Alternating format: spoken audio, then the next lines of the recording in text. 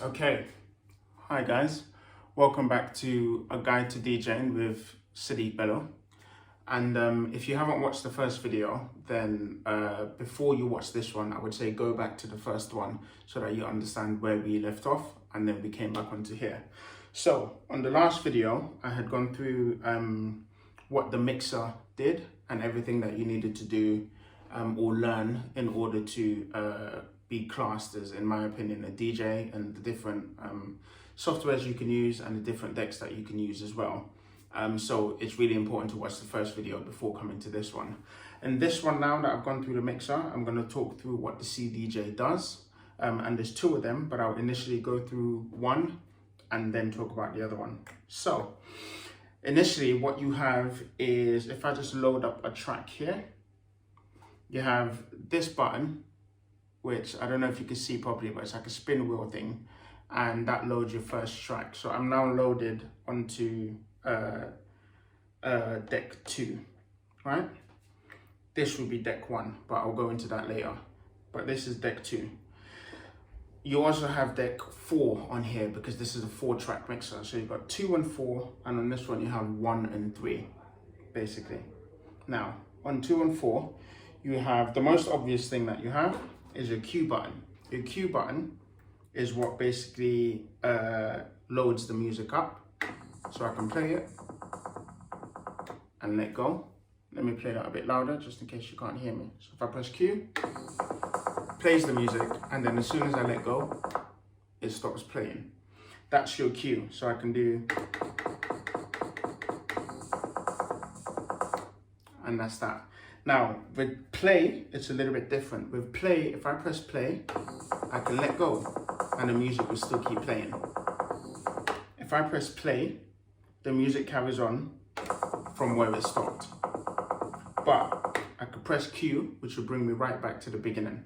Now with Q, if I press Q and it plays the song and I let go, it jumps right back to the start of the song. And play, or play, and just carry on playing from where it stopped, right?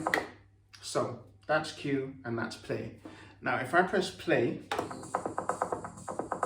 and then I pause it and then press Q from there, this becomes my new Q point. As I let go, it will always play from that part. To move the track backwards to the beginning, I have to then scroll back and press Q at the beginning. There we go. Press play and it will play. Press Q and stop. So think of Q as the stop button or the hold button, if anything. That's how I like to think about it. That's your Q and that's your play. Then you have your tempo, which is over here. So at the moment I'm on tempo 128. If I press play and I move this down, slows down the song.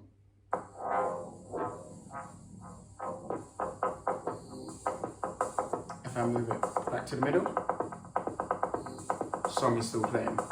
If I move it downwards, it speeds up the song. If I slow it down, bring it back to the middle. Now, the Q button. You also have the Q button. What the Q button does, sorry, not the Q button, the sync button. There's a lot of people who have an issue with this button. It sort of divided the DJ community. Some people use it, some people don't. All the sync button does, if you imagine. In fact, do you know what? I'll come back to the sync button later and why it made such a big impact and so many people were split between it. Me personally, I don't think it's a terrible thing. Some people said it was terrible because they thought it wasn't real DJing and it helps the DJ beat match and you're not really doing the skill. But I saw it as, if the sync button can help me beat match, then I can use the mental energy that I would have used to beat match, I can put it towards something else, which would be one of the effects, for instance, that we spoke about in the previous video. This is why it was important to watch the previous video. So now I will go through these pads. So if I'm playing a song and I press play, you have hot cue. What hot cue does, hot cue will cue up different parts of the song. So if I press play, and I cue. I should mention actually, before I get into hot cue, counting is a very important part of staying on rhythm. So if I'm playing the song, it's going 1, 2, 3, 4, 1, 2, 3, 4, right? So that's how I use hot cue. So if I press 1, 2, 3, 4, 1, 2, 3, 4.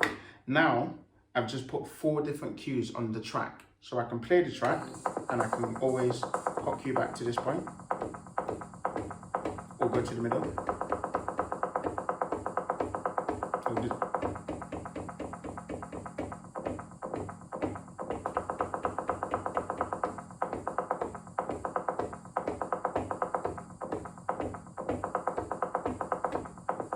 So as you can see, I can play with the track how I want to. Now to get rid of those, I just hold the shift key and I undo it. That's basically what the shift key is. The shift key works the same as any shift key on a laptop or whatnot. It just does, it undoes whatever it is that you did, whether it's an effect that you're putting on or a pad or anything. Next, we go into pad effects. Oh, now if I shift key and hot cue, I can actually, I've never done this, but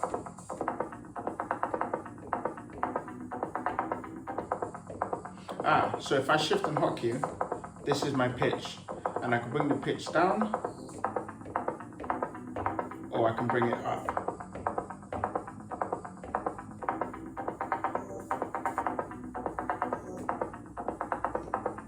So it plays it in different keys. But to go back to the original key, I go to this right button, press shift, and then it's undone it. Now, I can go into pad effects, and what pad effects basically does is it's different effects. So that stops it. This adds a phaser. This adds another filter. That adds an echo. That adds a slip roll. That adds reverb. And that stops the track. This is a sudden stop. This is an echo stop. That's what pad effects do. If I go into shift and press pad effects, I can cut the beat. So I can go and it cuts it, or I can split that into half a beat. I can split it into a quarter beat, or to an eighth of a beat. Then you have the other ones. You also have your reverse.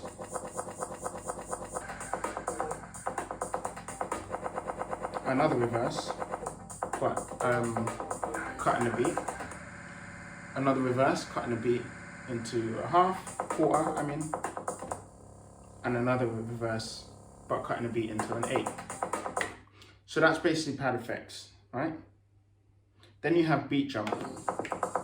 Now with beat jump, you can jump the beat forward by 16 feet, forward by an eighth, forward by a quarter, forward by a whole beat or half, and you move it forward.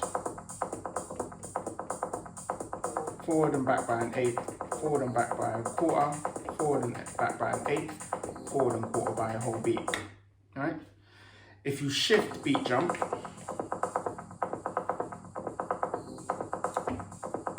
I can repeat the